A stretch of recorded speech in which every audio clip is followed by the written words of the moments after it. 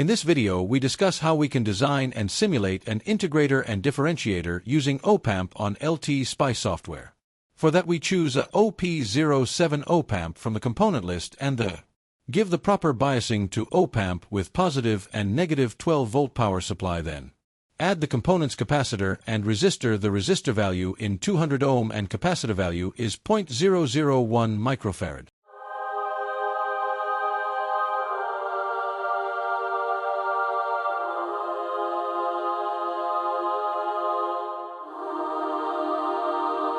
The input signal is given as square wave that can be choose as the advanced power supply option. Give the parameters. Then select the simulation as transient and give simulating time and time to start simulation. Here we give starting time as 4 millisecond in order to avoid undesirable initial values.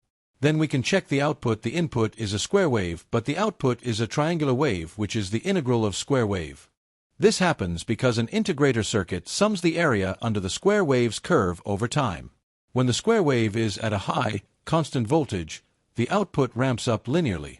When the square wave is at a low, constant voltage, the output ramps down linearly. In order to make a differentiator, we can interchange the capacitor and resistor and observe the output.